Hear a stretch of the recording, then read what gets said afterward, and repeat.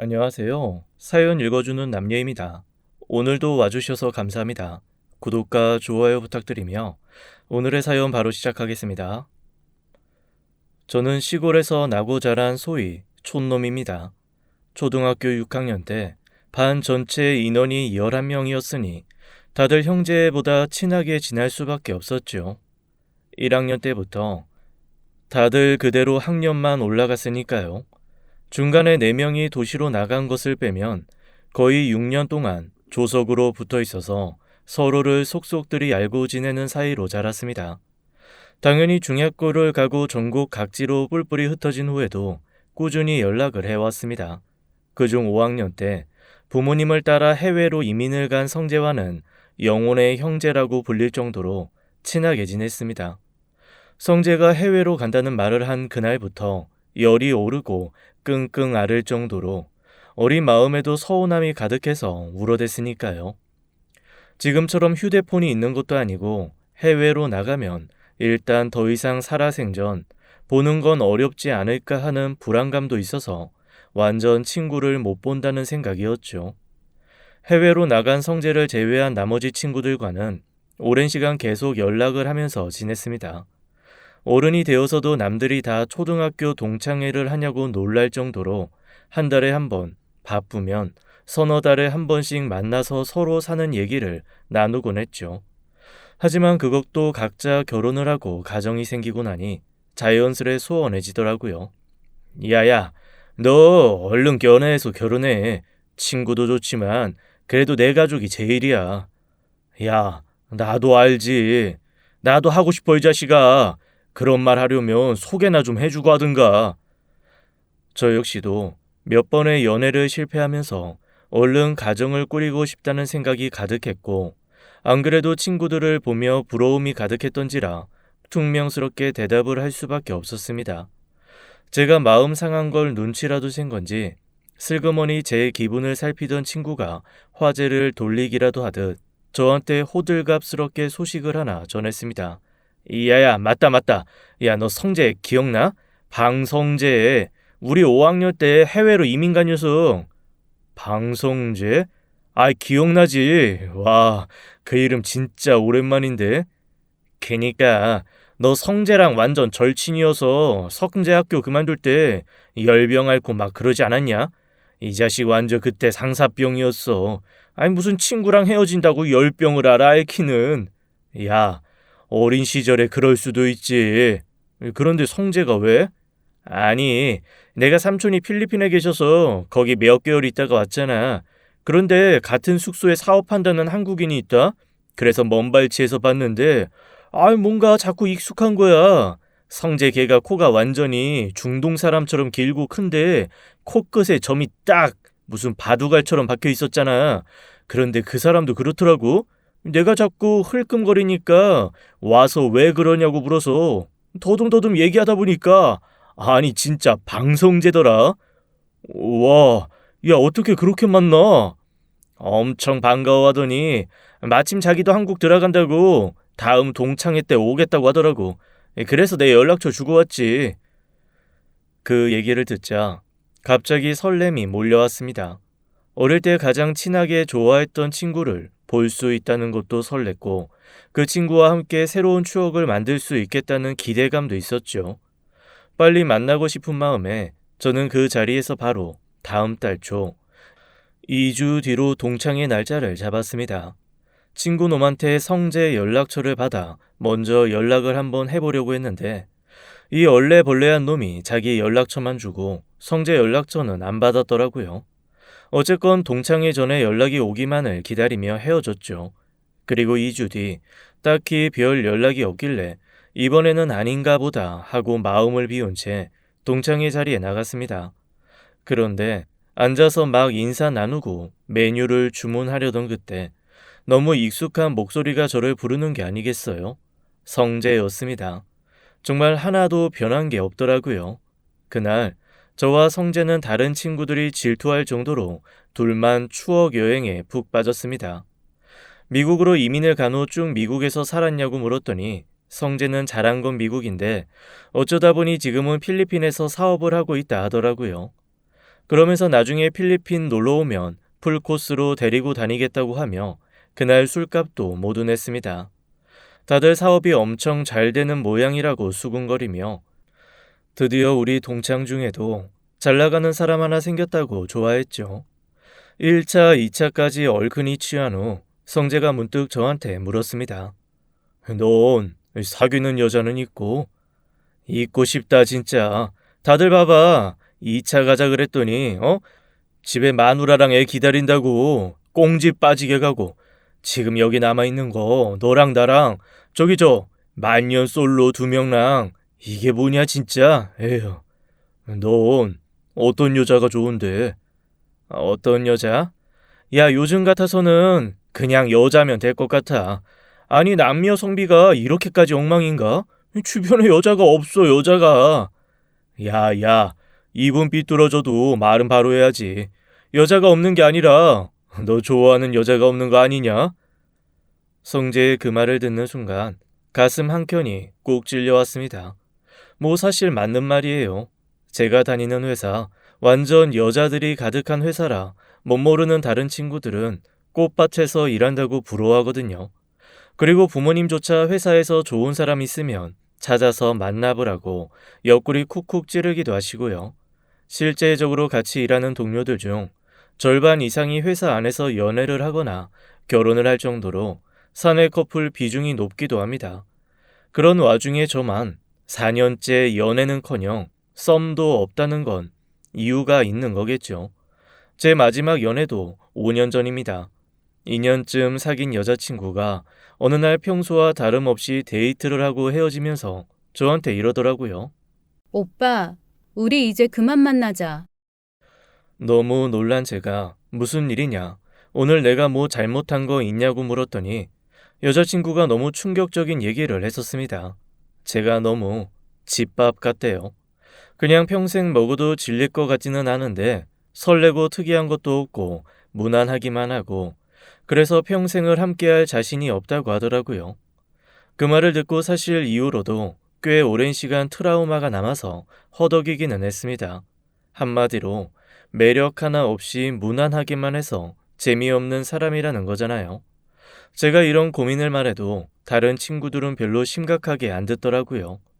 연애할 때는 자극적인 게 좋지만 그래도 결혼은 편한 사람 찾아 한다면서 다 때 되면 인연 나타난다고만 하는데 문제는 결혼할 인연도 연애를 해야 이어지건 말건 할 거 아닙니까? 연애 자체를 못하고 있는데 결혼이 될 리가 있나요? 평소에는 이런 얘기도 사실 잘 안 하는데 술도 취하고 편한 친구 앞이라 그런지 주절주절 얘기가 나오더라고요. 저도 모르게 시무룩해지자 성재가 저를 툭 치면서 제게 이런 말을 했습니다. 내가 너한테 진짜 잘 어울릴 여자가 있어서 소개 좀 해줄까 하는데 어때? 우리 상부상조 좀 할까? 너도 나한테 여자 좀 소개해주고 나도 너한테 소개해주고. 야, 네 옆에서 너랑 안 사귀고 있는 여자가 내가 눈에 들어오겠냐? 사실 이 말은 솔직한 제 심정이었습니다. 처음 봤을 때부터 사실 옛 감정에 반가운 건 반가운 거고 조금 기죽었거든요. 키도 헐친하고 몸도 너무 좋더라고요. 그리고 어릴 때는 도드라진다고 생각했던 콧대도 다 커서 부리부리한 이목구비와 어우러지니 꼭 외국 배우 같은 분위기를 풍기는 겁니다. 게다가 사업이 잘 되는지 머리 끝부터 발끝까지 명품인데다 100만 원 가까이 나온 1차, 2차 모두 턱턱 돈 낼 정도면 진짜 잘 나가는 거잖아요. 그런 성질을 두고 왜 여자들이 절 만나겠습니까? 평소 같으면 그냥 이런 소리도 속으로 삼키고 말았을 텐데 술에 취하니 진심이 술술 밖으로 나오더라고요. 그랬더니 성재가 저한테 소개해줄 여자는 그런 겉모습 안 보고 진짜 백이 속을 보는 여자라며 한번 만나보라 하는 거 있죠. 그래서 일단 술김에 알겠다고 했습니다. 그리고 다음날 저는 성재에게 정말 뜬금없는 문자를 받았습니다. 바로 오늘 저녁 그 여자분과 소개팅 잊지 않았냐는 거였어요. 너무 당황스러웠죠. 놀래서 성재에게 연락했더니 아니 제가 어제 술 먹고 그랬다는 겁니다. 지금 당장 여기서 날짜 잡아라. 아니 내일 저녁에 보자고 해라. 쇳불도 당김에 빼랬다고 했다. 이러면서 아주 진상을 부렸던 모양이더라고요. 너 희영이랑 통화까지 했잖아. 기억 안 나? 그 말을 듣는데 문득 꿈결처럼 아련하게 몰려오는 기억이 있었습니다. 제가 희영 씨 이러다가 기쁠 희에 꽃뿌리 영 쓰시냐? 그러면 기쁜 꽃이니까 해피 플라워라고 부르겠다. 이딴 소리를 했던 게 생각나더라고요. 쥐구멍이 있으면 일단 거기로 들어가고 싶었습니다. 술도 덜 깨서 머리도 멍한데 그런 잡소리를 한 다음날 당사자를 만나야 하니 이건 더 미치고 팔짝 뛸 노릇이더라고요. 그래도 어쩌겠어요. 이미 한 약속이니 나가서 100배의 사죄를 하건 경멸의 눈빛을 고스란히 받아내건 제가 책임을 져야죠. 성재는 자기는 주선자일 뿐 만남에서는 빠지겠다며 희영 씨의 전화번호를 알려주고 잘 해보라는 말과 함께 전화를 끊었습니다. 술이 확 깨더라고요. 일단 찬물을 30분쯤 맞으며 정신을 차리고 조용히 전화를 걸었습니다. 안녕하세요. 저 어제 통화를...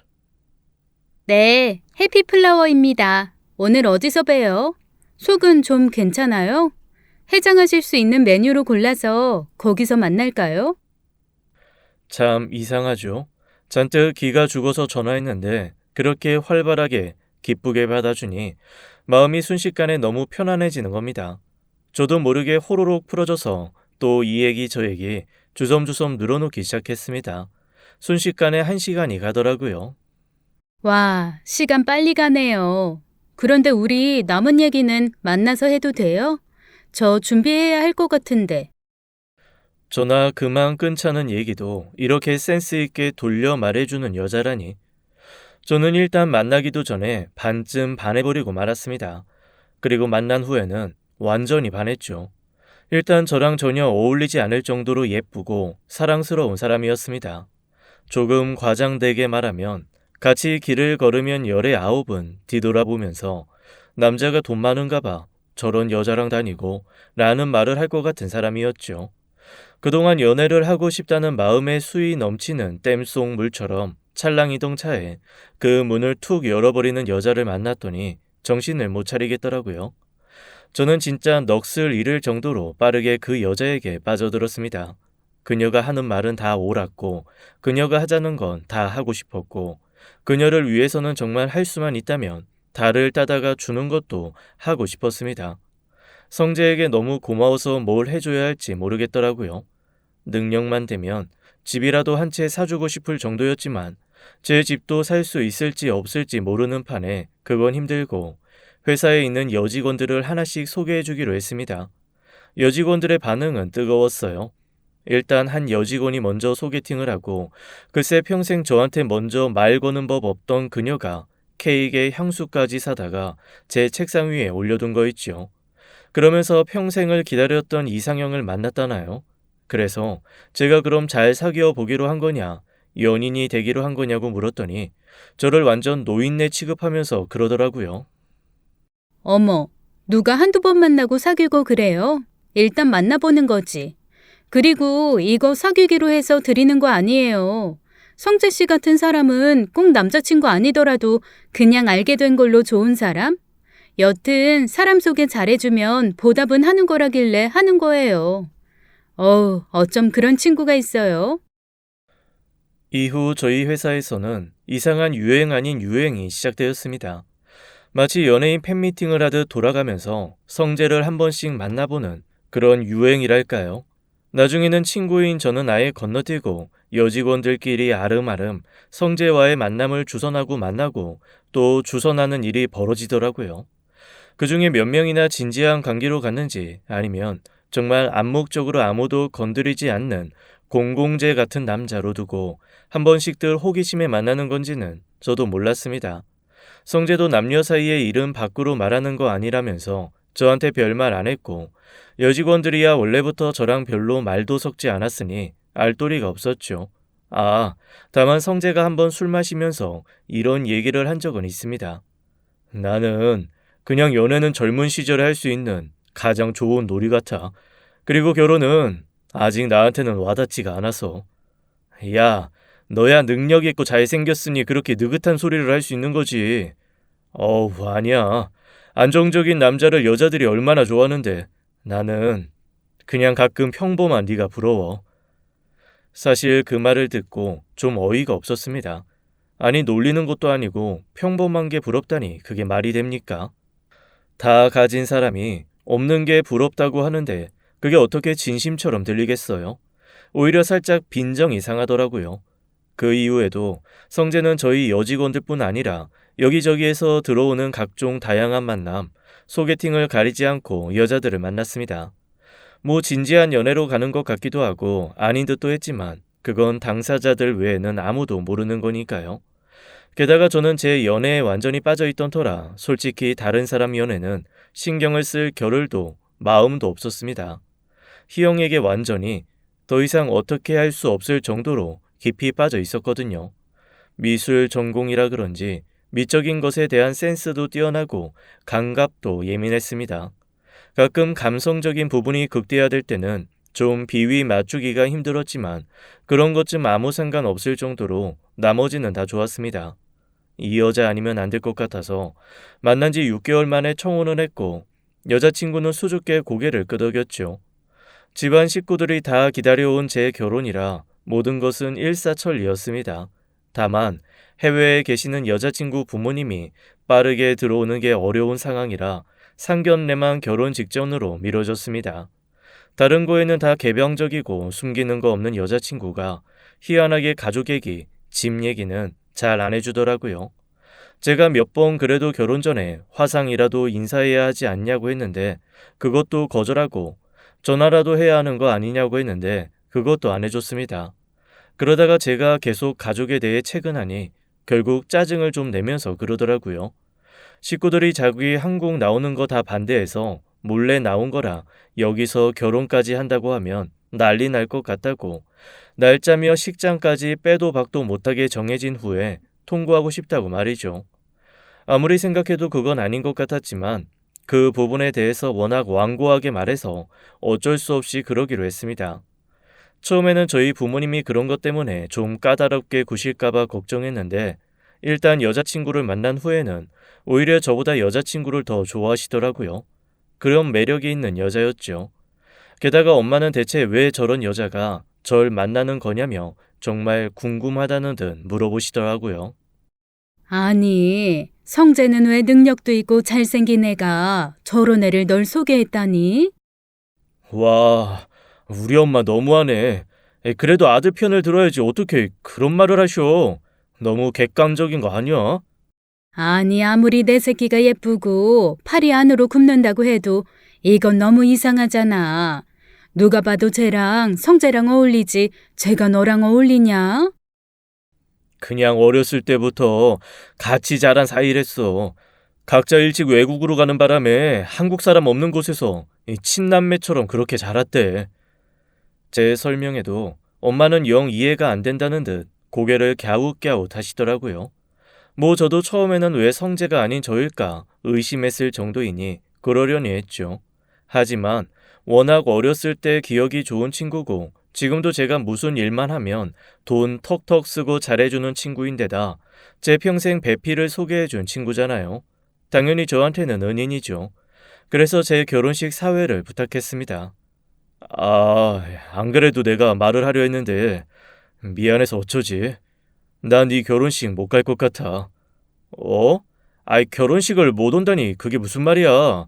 나 너 고급 양복 하나 해주려고 했는데 그거 입고 사회 좀 봐달라고 하려 했더니 엄마 아빠가 두 분 다 혈압이 좀 안 좋으신데 이번 검진 결과 심장에 둘 다 심각한 무리가 있다고 수술해야 한다고 딱 그 기간이 네 결혼식이랑 겹치네.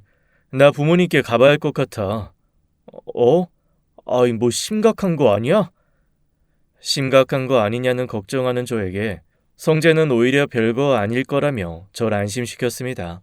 그리고 거듭 결혼식에 참석 못하는 걸 아쉬워하고 미안해 하더라고요. 제가 중매 잘 서주면 양복 한 벌이라는데 그거라도 해주겠다고 했더니 자기가 참석도 못하고 사회도 못 봐주는데 무슨 염치에 그걸 받겠냐고 극구 사양했습니다. 그러면서 오히려 신혼살림 중에 냉장고나 세탁기 중에 하나를 사주겠다고 하더라고요. 세상에, 이런 친구가 어디 있나요? 제가 아무리 안 그래도 된다고 해도 그 정도는 해줘야 마음이 편하겠다며 살림살이 사는 거니까 제 여자친구와 직접 연락해서 해결하겠다고 했습니다. 아쉬웠지만 어쩌겠어요. 결혼식보다는 부모님 수술이 먼저죠. 그 정신없는 와중에도 제 결혼 신경 써주느라 큰돈 쓴 성재에게 뭐라도 해주고 싶었습니다. 그래서 저는 양복 대신 양복값에 준하는 돈을 성재에게 쥐어주었습니다.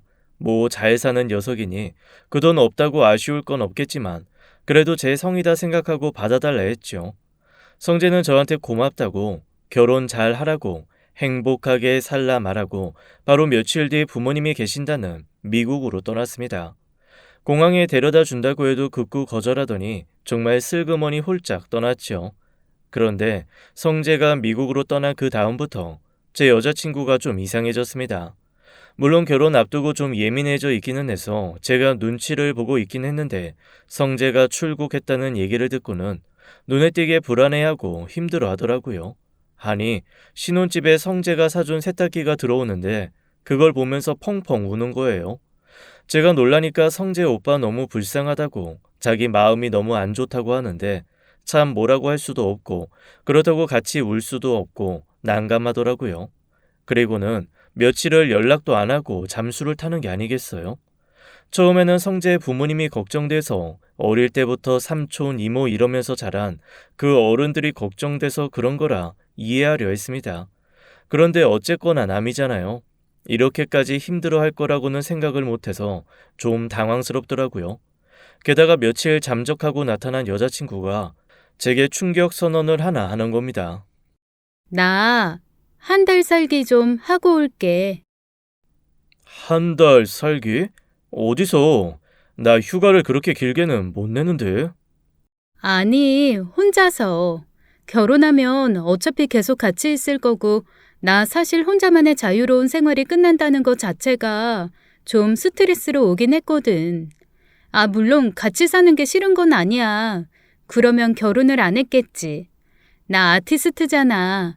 혼자만의 시간이 필요한데 요 몇 달 너무 그 시간이 없었어. 이해해주라, 응? 그리고 나 한 달만 혼자만의 시간을 좀 가질 수 있게 해줘. 아니, 그래도 결혼이 얼마나 남았다고. 꼭 해야 돼? 아니면 그냥 나랑 며칠 여행을 다녀올래?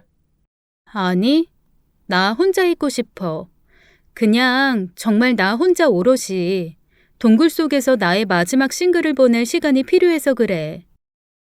사실 100% 이해가 되지는 않았습니다. 저는 한시도 떨어져 있고 싶지 않고 더군다나 결혼 2달 앞두고 한 달 살이를 혼자 어딘가로 가서 하겠다는 게 이상했거든요. 하지만 여자친구는 완강했고 결국 저는 허락을 했습니다. 물론 부모님께는 아무 말도 안 했죠. 결혼 전에 같이 뭐 보러 가자는 엄마에게도 그냥 둘이서 알아서 한다고 신경 쓰지 마시라고 한 채 여자친구 한 달 살기를 지원했습니다. 여자친구는 훌쩍 필리핀으로 떠났습니다. 제가 제주도 같은 곳으로 가면 어떻겠냐고 설득했지만 오히려 동남아시아가 싸다며 극구 해외로 가더라고요. 대체 혼자서 외국 나가 한 달이나 뭘 하겠다는 건지, 그마저도 자기가 먼저 연락하지 않는 한 연락도 하지 말라는 겁니다. 그 말에는 너무 어이가 없어서 성을 버럭냈는데 꼼짝도 않더라고요. 결국 제가 지고 말았습니다. 자주 연락하지 않겠다는 약속을 하고 그럼에도 만약의 상황에 대비해 묵는 곳에 연락처를 달라고 읍소했죠. 그렇게 여자친구는 훌쩍 한 달 살이를 떠났습니다. 그리고 그 한 달간 저는 정말 심란한 마음에 하루하루가 어떻게 가는지 모르겠더라고요. 혼자만의 진지한 시간을 갖고 싶으니 연락도 하지 말라는 여자친구의 말을 대체 어디까지 들어줘야 하는지도 모르겠고 이게 맞나 싶은 생각도 들었습니다. 그렇게 시간이 흘러 결국 한 달 살이가 끝나는 날이 왔습니다. 3일 뒤면 비행기를 타야 하는 날, 저는 한 달 만에 처음으로 여자친구에게 전화를 걸었습니다.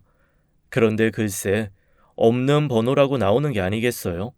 순간 모든 것이 아득해져 왔습니다. 이게 무슨 일인가? 혹시 거기서 뭔가 잘못된 건 아닐까? 그동안 연락을 안 한 내가 나쁜 놈이다. 오만 생각이 다 들면서 손이 벌벌 떨리더라고요. 얼른 여자친구가 알려준 숙소 번호로 전화를 했습니다. 그런데 그 숙소에서 한 말을 듣고 저는 정신이 아득해질 정도로 충격을 받았습니다. 글쎄, 그런 사람은 예약을 한 적도 없고 투숙을 한 적도 없다는 거였습니다. 그때부터 저의 예비 신부 찾기가 시작되었습니다.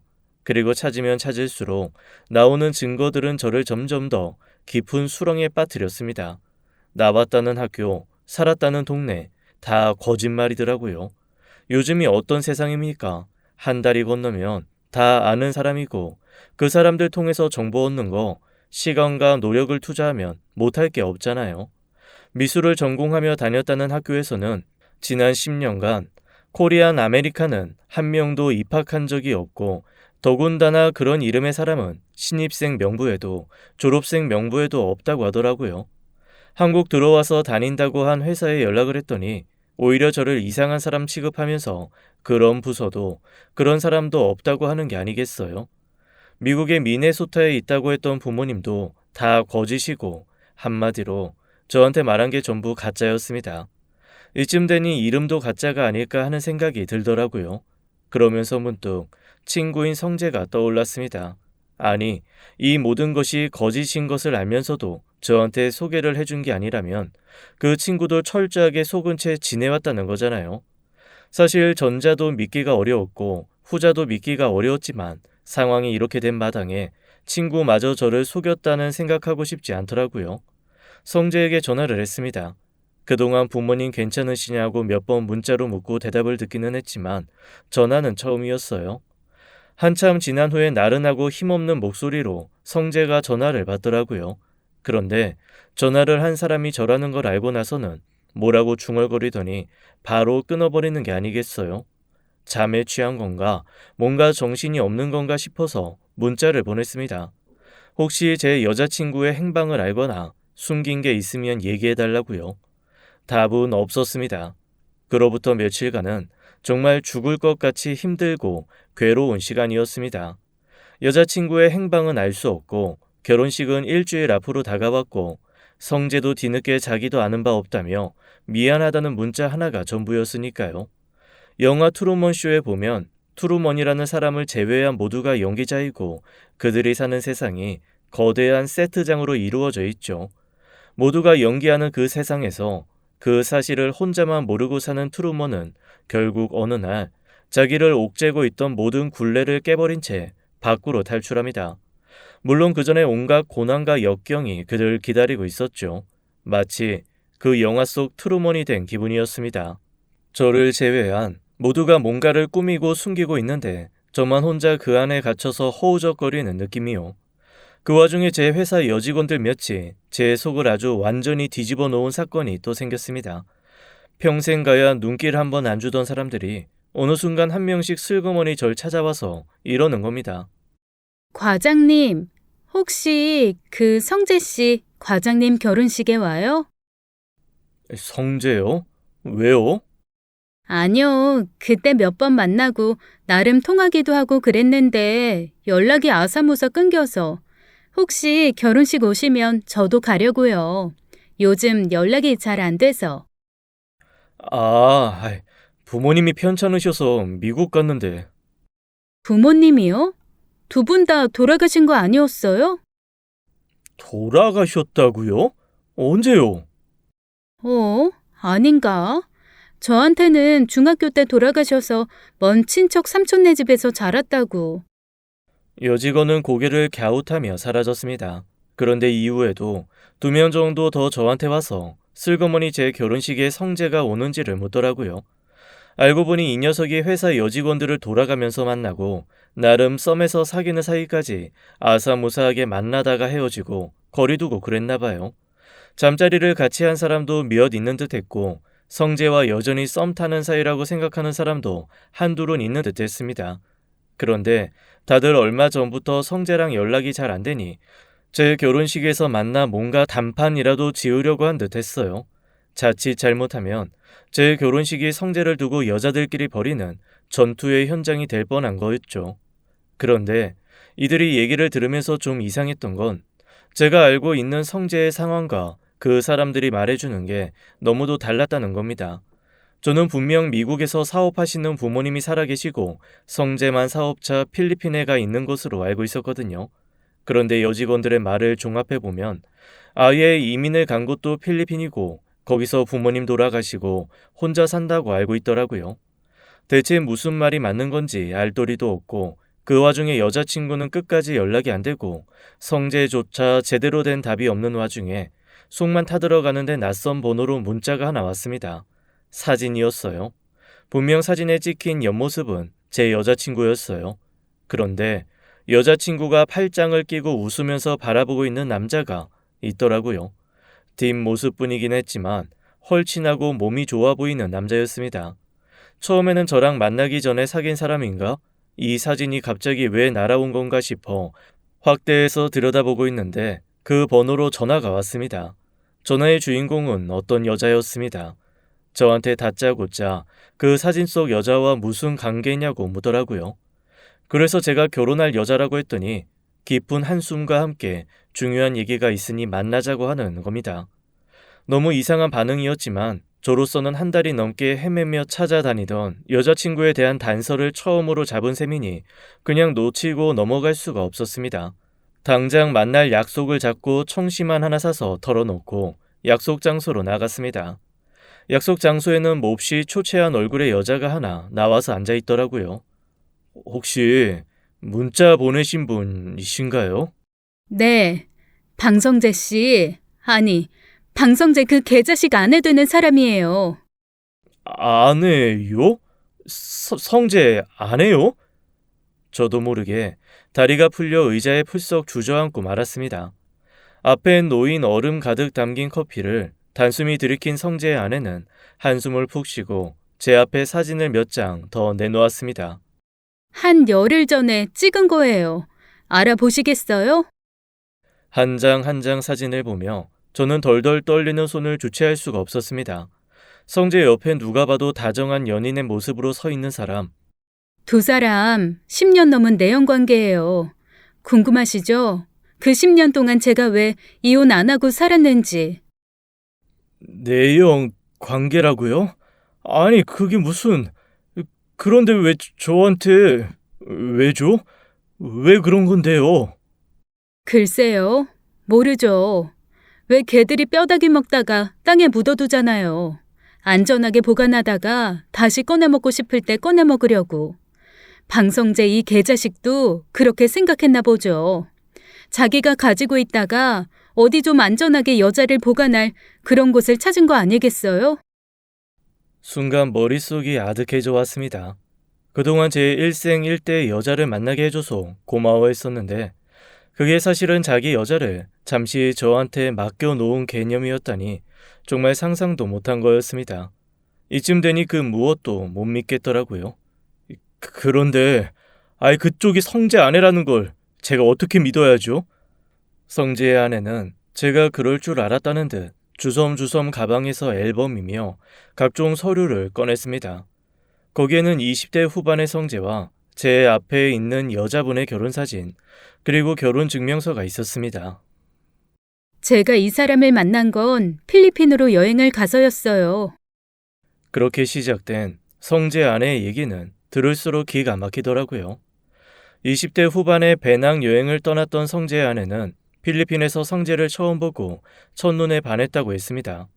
성재 때문에 뒤에 가려고 했던 일정도 다 미루고 한 달을 그 옆에 있었다고 하네요. 지금도 그렇지만 20대의 성재는 더 멋있었고 정말 매력적이어서 성재야와 함께 쇼핑몰을 가고 야시장에 앉아있는 것만으로도 모두의 시선을 한눈에 받았대요. 그리고 그 자체만으로 우쭐하고 좋았다고 했습니다. 미쳤었던 거죠. 제가 그래서 청혼했어요. 필리핀에서 어떻게 살건 상관없고 내가 가게도 책임지고 할 테니까 결혼만 하자고. 그리고 전 정말 아이가 너무 갖고 싶었거든요. 부모님 다 반대하시는데 그거 뚫고 만난 지 3개월 만에 결혼했어요. 한국에서 잘 되던 카페 다 정리해서 싹 들고 필리핀으로 갔죠. 부모님 가슴에 대못 받고 그렇게 그 사람 옆으로 갔어요. 그런데 뭐요? 개차반인 놈이더라고요. 결혼한 지 일주일 만에 벌써 외박 시작하고 도박에 각종 약에. 이거 큰일 났다. 더 이상 이러다가는 내 인생도 끝이겠다 싶어서 반년 좀 지났을 때 이혼하고 한국으로 오려는데 준범이가 나타났어요. 준범이요? 그러자 성재의 아내는 머뭇거리며 사진 한 장을 더 내밀었습니다. 오똑한코 그 끝에 있는 검은 점이 성재를 쏙 빼닮은 어린아이의 사진이었습니다. 눈매는 성재와 완전히 달랐지만 코 하나만으로도 그 아이가 성재의 아이라는 것을 알 수 있었죠. 성재의 아내는 조심스럽게 저한테 이렇게 말하더라고요. 그쪽 여자친구랑 제 남편 사이에서 태어난 아이예요. 방준범. 처음에는 이게 또 무슨 소리인가 싶어서 멍하게 바라봤습니다. 그리고 사진 한번 보고 앞에 앉아있는 성재의 아내도 한번 바라봤죠. 다시 한번 사진을 뚫어지게 보고 있자니 정말 눈매가 여자친구와 똑같더라고요. 손이 벌벌 떨려오기 시작했습니다. 성재 아내 말에 의하면 자기가 결혼하기 전부터 서로 만났다 헤어졌다를 지겹게 반복한 아주 오래된 연인이었다고 했습니다. 제가 너무 혼란스러워서 두 사람이 그러면 필리핀에서 만난 거냐 아니면 미국에서 만난 거냐 둘 다 미국에 있었던 건 맞냐고 물었더니 성재의 아내가 한숨을 푹 쉬더라고요. 그러면서 저한테 정말 아무것도 모르고 있냐며 자기가 처음부터 설명을 해주겠다고 했습니다. 일단 성재가 미국으로 처음 간 건 맞는 말이었습니다. 그런데 막 성인이 된 후에 미국에서 추방을 당할 일을 벌였다고 했습니다. 추방 당하기 전에 야반 도주하듯 필리핀으로 이주했고 부모님과는 그 이후 연락을 끊고 살았다고 하더라고요. 그리고 제 여자친구는 원래 필리핀에서 살다가 성재를 만난 거라고 했습니다. 처음에 성재가 와서 적응 못할 때 이것저것 도와주면서 친해졌고 이후에 죽이 맞아서 사고도 같이 치고 일도 같이 하는 사이가 되었다고 하더라고요. 저 처음에 여행 가서 방성재 그놈 만났을 때부터 옆에 있었어요. 그런데 아무리 물어봐도 여자친구는 아니라고 하고 그냥 파트너라고 하더니 그게 인생 파트너, 침대 파트너라는 얘기였나 보더라고요. 제가 결혼하고 얼마 뒤에 정신 차리고 헤어지려고 하는데 이 인간이 갓난쟁이 아이를 안고 울면서 들어오더라고요. 그러면서 제 앞에 무릎 꿇고 앉아서 이 아이 자기가 밖에서 사고친 아이인데 같이 키우면서 살 수 있겠냐고 자기가 앞으로 정말 잘하겠다고. 아이 때문에 그냥 사셨다고요? 지금까지? 성재의 아내는 제 말에 고개를 끄덕이며 그러더라고요. 자기가 훌쩍 여행을 가게 된 것도 사실은 아이 때문이었다는 겁니다. 워낙 아이를 좋아해서 빨리 결혼, 아이를 낳고 싶은 마음에 산부인과 검사를 했는데 불임일 수 있다는 얘기를 들었다는 거예요. 결혼도 하기 전에 몸에 이상이 있어 아이를 가질 수 없다는 말을 듣고 충격에 빠져 여행을 떠나 성재를 만났고 충동적인 마음 반 정말 사랑하는 마음 반으로 결혼을 한 거죠.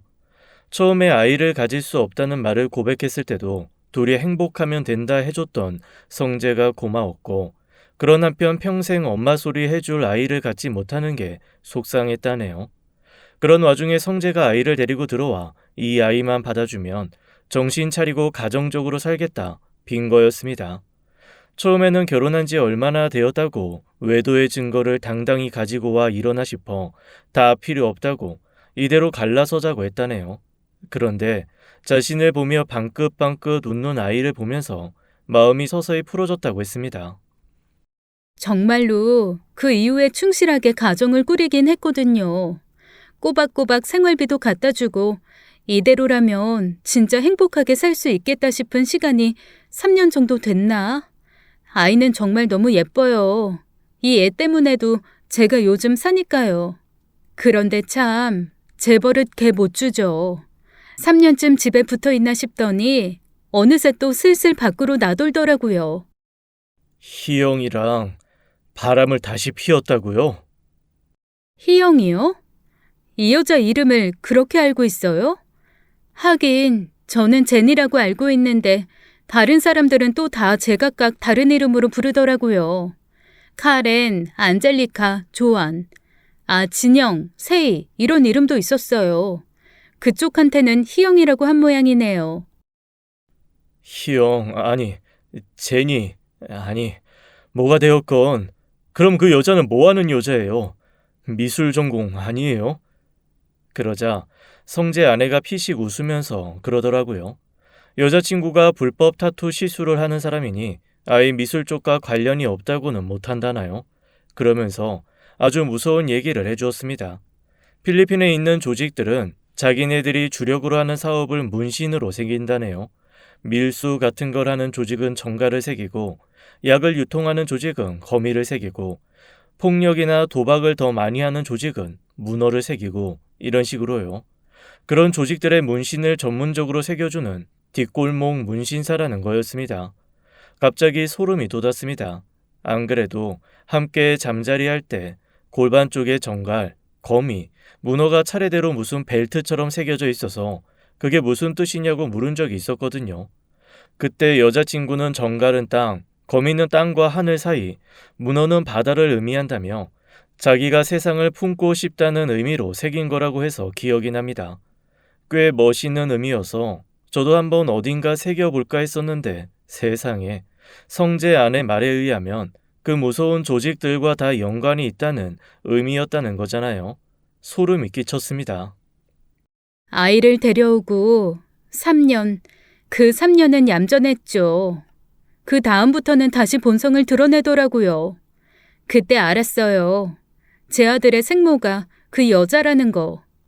둘이 사고쳐서 낳은 아이는 제게 던져두고 둘이서 신나게 연인 노릇하며 지내더라고요.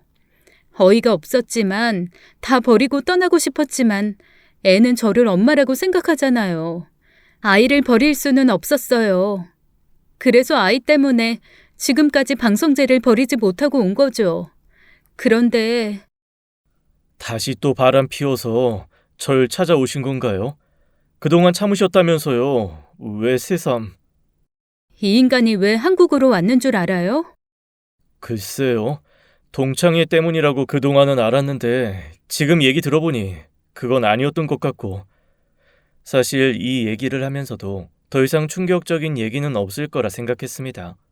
이미 제가 듣고 있는 모든 얘기가 평소에 저라면 감당하기 어려워 숨이 쉬어지지 않을 정도로 충격적인 것들이었으니까요. 그런데 지금까지 들은 얘기는 아무것도 아니었더라고요. 성재가 한국을 들어온 건 경찰을 피해서였습니다. 밀수뿐 아니라 불법적인 약을 유통하다 걸리면 사형인 나라인데 그 짓을 한 거죠.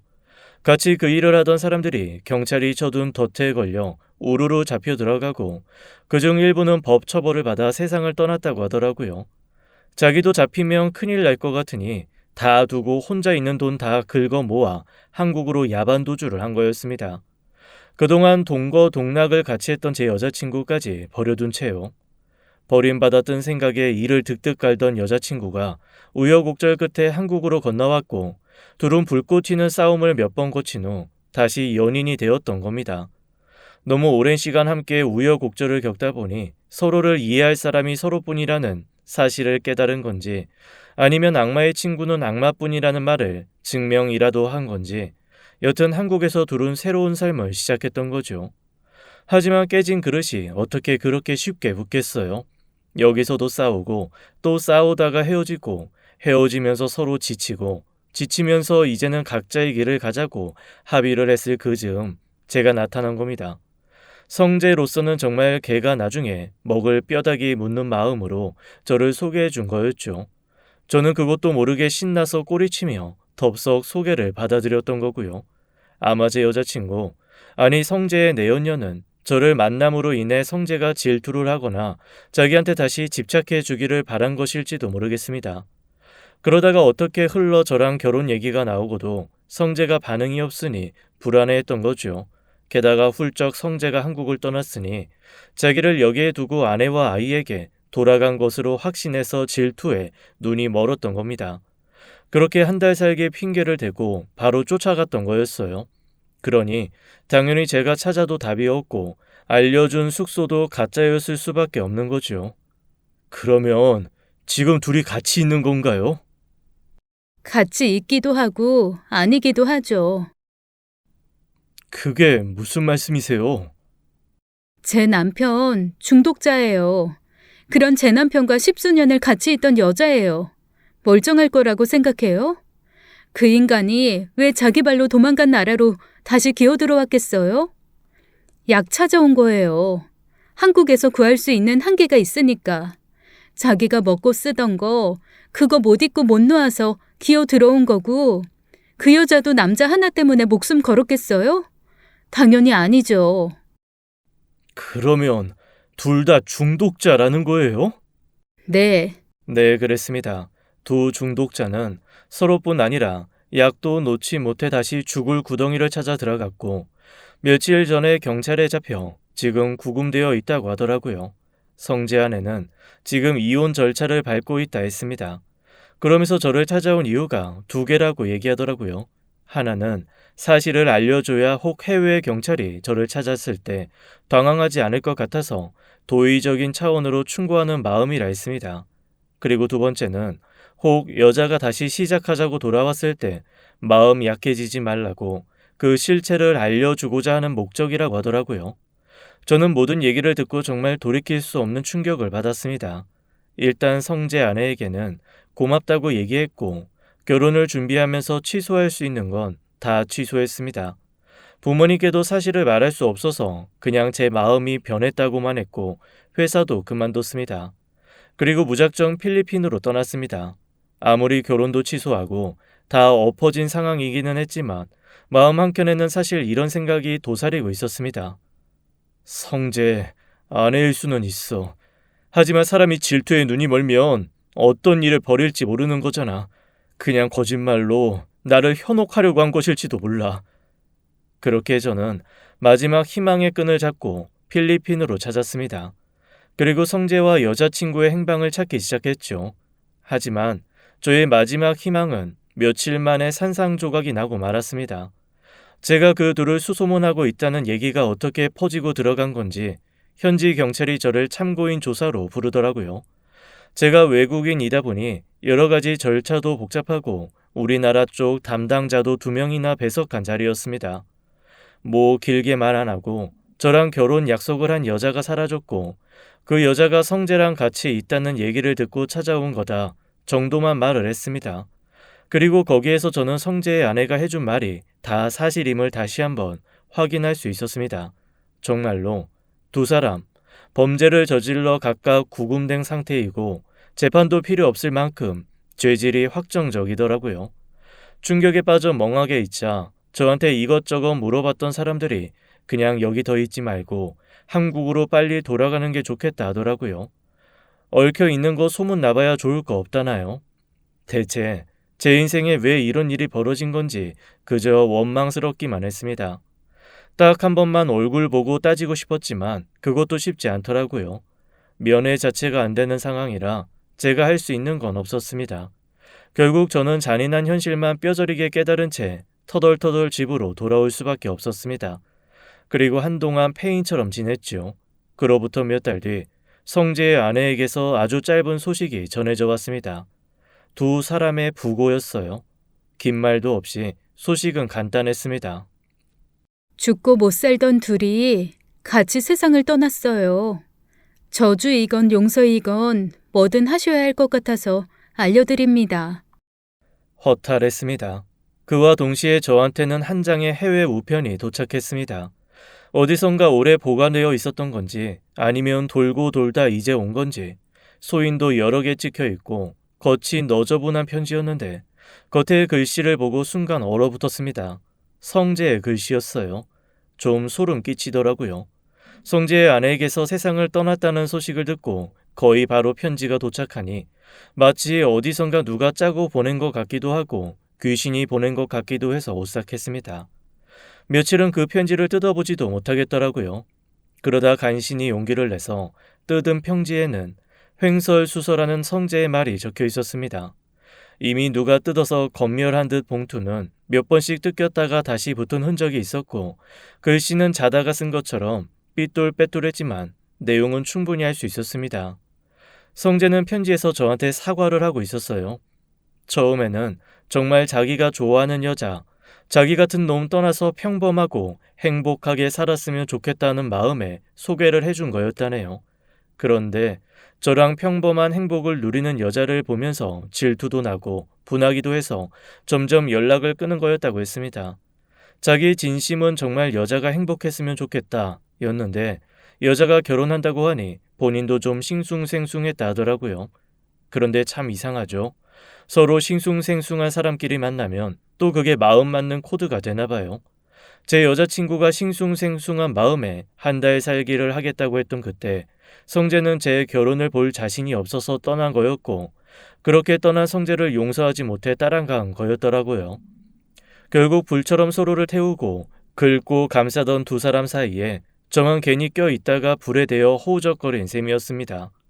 좀 화가 많이 났습니다. 이런 얘기는 세상 떠나기 전에 제 얼굴을 보고 하던가 아니면 사달이 났을 때 이러저러하다 라고 용서를 구하고 차라리 뺨을 맞던가 어쨌거나 저랑 직접 해결해야 하는 거 아니었을까요? 뒤늦게 이런 식으로 주절주절 변명처럼 늘어놓은 편지를 읽고 있자니 속이 뒤집히더라고요. 그래서 벅벅 다 찢어버리고 말았습니다. 더 이상 이 둘은 생각도 하기 싫었습니다. 그냥 완전히 제 인생에서 지워버리고 싶은 마음뿐입니다. 물론 지금도 자다가 한 번씩 벌떡벌떡 일어납니다. 너무 분하고 화가 나서 말이죠. 언제쯤이면 이 모든 것을 잊을 수 있을까요? 쉽지는 않겠지만 오늘도 노력 중입니다. 지금까지 사연 읽어주는 남녀였습니다. 끝까지 함께 해주신 여러분 감사드리며 저희는 다음 사연으로 돌아올게요. 감사합니다.